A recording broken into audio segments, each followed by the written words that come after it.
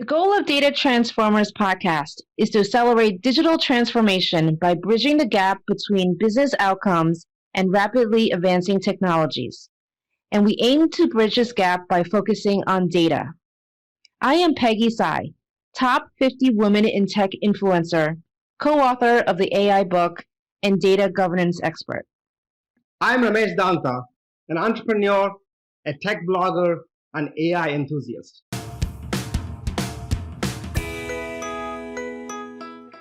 Hi, everyone. Welcome to another episode of Data Transformers. I'm so pleased to have with us today Althea Davis. Althea, thank you so much for joining today. Thank you for having me. Really happy to speak to both of you today. Welcome, Althea. Thank you. So, Althea, I think you're one of the very few people I know that have such a wide breadth of experience in the chief data office space. But before we begin with that, I thought, I want to share with everybody the fact that you're actually not in one of the many countries that we speak to. You are actually in the UAE, United Arab Emirates, and performing a rather unique role in the data space there. So I thought we could start with sharing with everyone what you do and kind of your role in transforming data. Okay, great. So indeed, I am here in the United Arab Emirates. I'm in the capital, Abu Dhabi. And actually, I'm coming up to my first year anniversary. So it's really new. I'm a newbie down here in the Middle East. But I must say, despite the COVID experience, I'm not complaining. I've always said through the whole thing, even as difficult as it might have seemed this past year, I think this is one of the best places in the world to be in this type of pandemic crisis.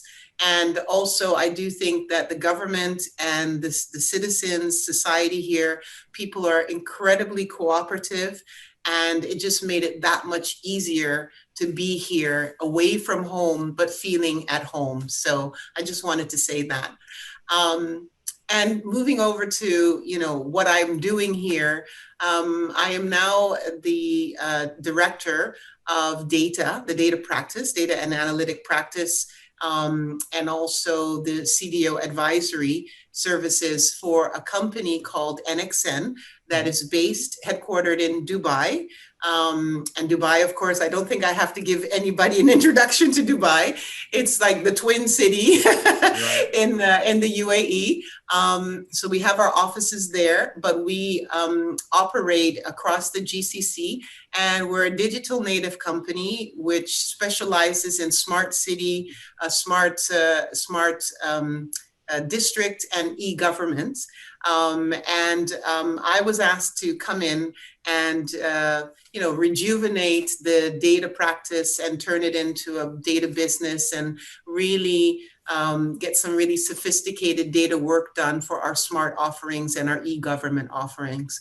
But we also work on telcos and healthcare and some other verticals. So I have a team of people that are diverse of working on data governance and compliance, but also working on data science, data engineering, metadata management, data quality, everything data.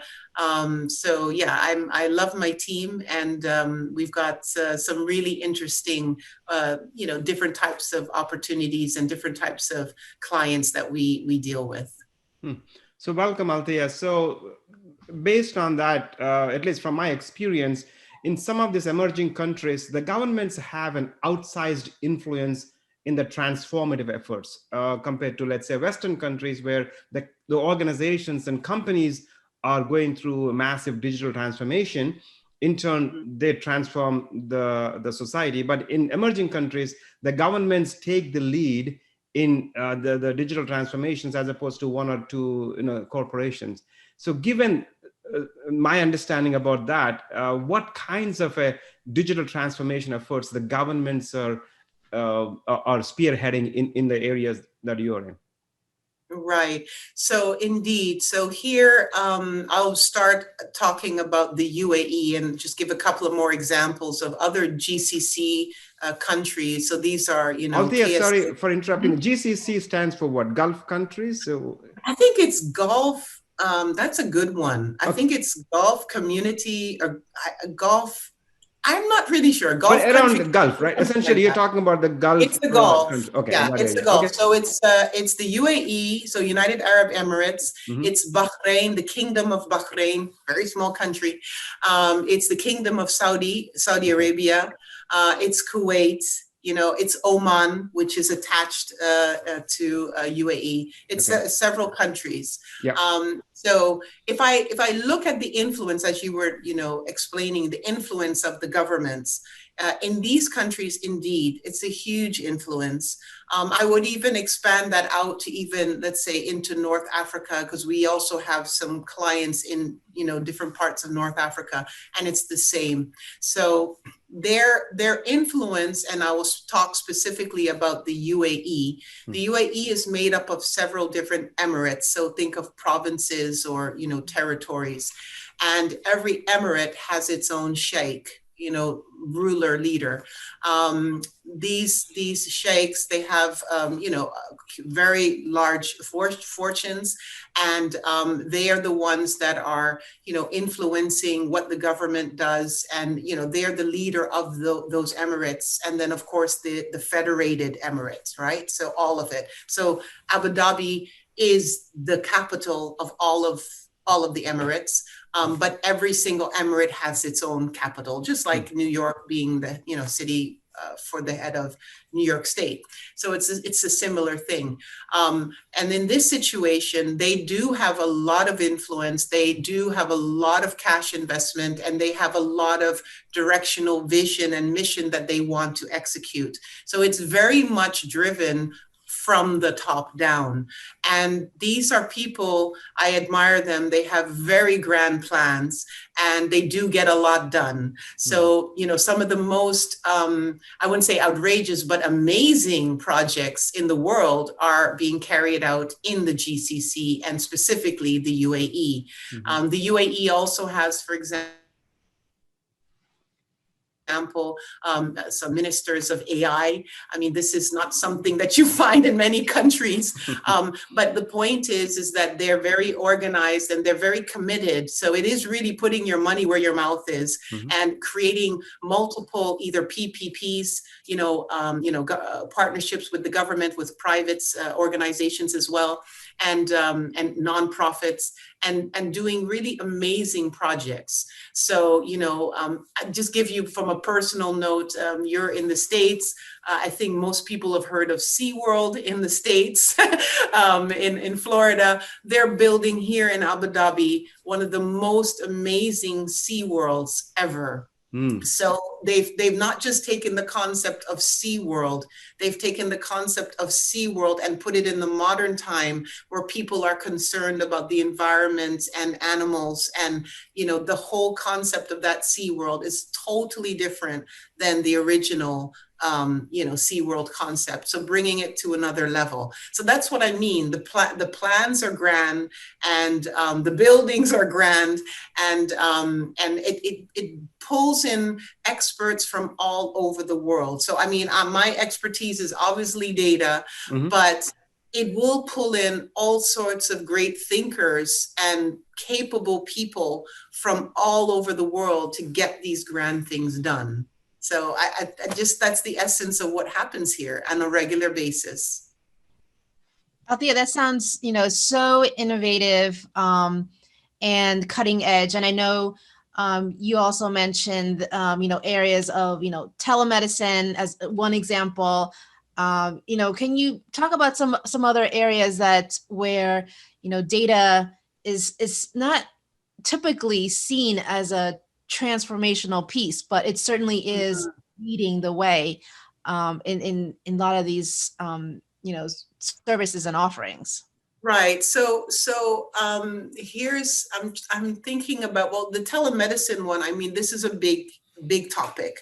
So more recently, can't say the name of the company, a life science company, they engaged us about some things that they were trying to get at. In the region, you might not know this, in the region, there's a big, let's say, health, let's say, challenge related to diabetes. Why? It's simply because of the diet, the local diet. If you know anything about, at least I can only speak about the UAE because I personally experienced it. If you know anything about the UAE, it's quite common for people to eat extremely sweet, sweets. It's extremely sweet. And there's just a lot of sweets around from their native cultural, cuisine, plus all the Western stuff on top of it, which, the combination is probably not the best. But my point is that has trickled into the healthcare system. So there is a need to have, a challenge, a social challenge, to have great research, great care, great monitoring, great predictive models for everything diabetes, right? So I'm just giving that as an example, but there are many other diseases and things. I mean, think about COVID as well. So I just wanted to give the diabetes one as an example, that we are speaking to them about, for example, people in my department who are specialized on predictive models, but also even things that you think it's mundane, like just getting access to data. I don't mean only PII and, making it, unreadable or whatever. I do mean curating a lot of variety of data to make that contexting so that they get much more out of the back end of those models.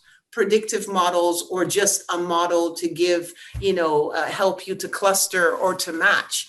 There are many different types of algorithms and models. So I just wanted to say there is a need to apply, modern data practices, and not just what people think about data in terms of data science, but also, creating rich metadata libraries and catalogs to help the preparation process in order to feed the training, create the best training data for the models. And then, of course, on the back end of the models, there are other things that, we are, of course, ourselves looking into, like knowledge grafting, as an input, but also as outputs, to getting the outputs from models and putting them into knowledge graphs to be able to come up with much more insightful information, as like almost like a person at the table, in the discussion when corporations and organizations are making decisions. So that's definitely a really cool area. Another cool area, I'm going to just switch gears away from health and go into, let's say, city. So if you think about smart city and smart district, I mean, we, of course, are, in a region where you have, well, you wouldn't know this, but we have governments, or we have private, but also government large real estate owners. So here in Abu Dhabi, the big real estate owner owned by the Sheikh is Aldar. In Dubai, it's Emaar. And these are humongous real estate developers. So everywhere you look around here, there's a crane, okay, to put up buildings. I can attest to that. I was there like literally last year. And then Emaar in Dubai was like Emaar, yeah, boom, it's in your face, right? It's just boom. It's like, what happened? There was no building there before. Anyway, but Aldar is doing their best here in Abu Dhabi, and they're just building Abu Dhabi. So my point is, if you are a large, real estate owner, you have a district, or you might be a municipality, so a city or whatever, and you need to take care of an area. So you need these smart solutions, and not just looking at them in isolation. So, part of smart would be smart security, smart building, smart living, all these various different types of smart domains. what we want to do is we want to pool all of that together to help the owners operationally, stay on top of things, but be able to actually answer natural language questions about, the operations, not just for a crisis situation. Like, there's been some, I don't know, I don't want to say anything crazy here, but something negative that could happen in a district. Right. We're not going to say that. We're not going to bring that into our universe. Okay. Right. No, we're not going to go there. Let's say COVID, just for a heck of way. Yeah, let's say a COVID kind of thing. And then, we might want to go and delve into, I don't want to say systems. We want to delve and ask questions and get the data to show us back, real natural language answers, which is possible. And that's the direction we at edXN are going in. But also, if you look at the market, there are some elements of the market that are really turned on and they really want to be cutting edge. But there are many aspects of the market that don't realize the potential and the possibility of speaking the language of data. Yeah. So I just wanted to bring that in there, that what we want to do is we want to make sure that we bring up the level. So we're not just looking at bits and bytes in a relational database kind of thing. We want to bring up the linguistic level to, rich linked data. We want to be able to answer those really crucial questions that any normal organization would have, and be able to do it, at a drop of a hat, in terms of the speed and the relevance as well of that data. So on both sides from, I'll give another example here in Abu Dhabi, the police force, if you see the ranking, it's one of the safest cities in the world. It's a huge police force because Abu Dhabi is not just the city, it's also the emirate of Abu Dhabi that reaches up to KSA, which is the Kingdom of Saudi. It's a huge area. And, people regularly leave their car on with the air conditioning and their purse on the chair and walk into their house and do something and come back and it's fine. It's safe. So I just wanted to give you the understanding that, the police definitely want to keep this region safe.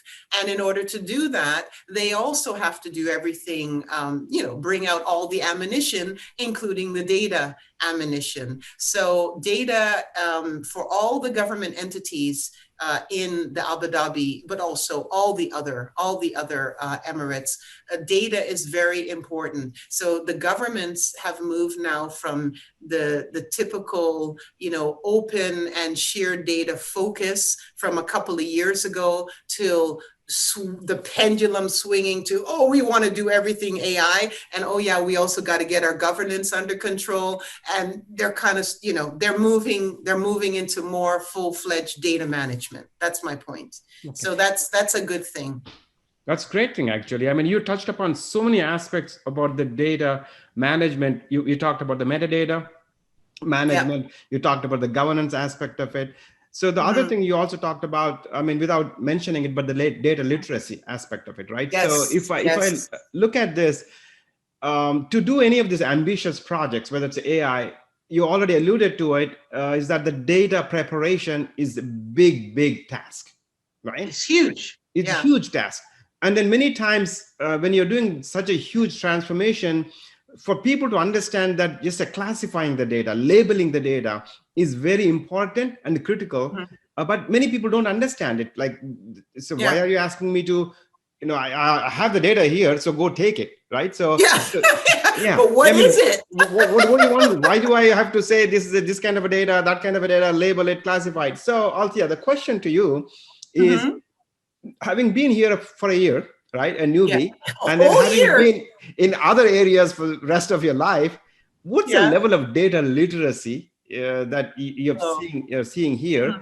And whatever the level, whatever the maturity that is, so is it increasing, or is there a need to improve? What are your thoughts on the data literacy aspects in the region that you're operating in? Yeah. So I would say the data literacy is it's definitely nowhere as high as the ambition. Hmm. And that's okay, because as long as you're committed, you can get there. But you do need to realize, hey, I don't know, or I know that I don't know. Sorry, that's what I wanted to say. I know that I don't know. And maybe I need to gather some people around to get us collectively in the know, Yeah. and educate our youth and educate our workforce, our knowledge workers, because these people need to have at least some kind of minimal data literacy, data appreciation, just to do their job, which is not the truth for, let's say, 15 years ago, right? But it is now. And it's not just a technology thing, it is really a data literacy. So to be fair to the people in this region, the whole data movement, the whole up and coming developments of data, it happened primarily in the States, in the UK, in Europe, in Australia, for example, or Canada. It happened in those regions of the world in terms of, the best and brightest minds when it came to being data gurus in any area of data. So I always say, like a good friend of mine, Dr. Peter Aiken, always says, accounting has 4,000 or 5,000 years up on most of the professions. And he's right. It's been out there forever. Nobody would question, the literacy of a finance person, because there's accredited and everybody, everything's perfect. It's totally structured.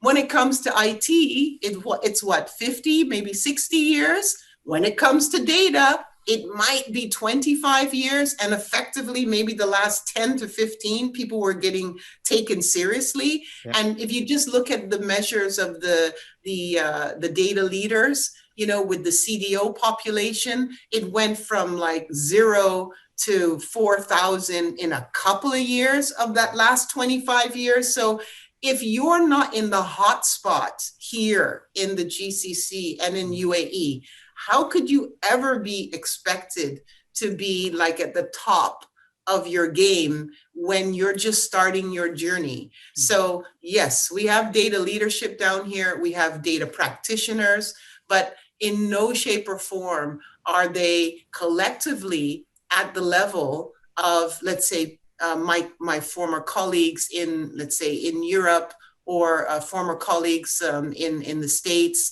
or even Australia, because that population, you feed each other when you're practicing and you're leading and you're exchanging a lot of knowledge and information. And we are in the knowledge business. So it's, you get your certifications and you get your education and you do the work and you get your experience, and guess what? You get your wisdom, and you just keep on moving, in a certain trajectory. And that needs to happen much more here. We need to have more community here. We need to have people getting educated, formally educated, who are part of data teams. It shouldn't be so technology based only. Technology is an element, but it's absolutely not the only thing.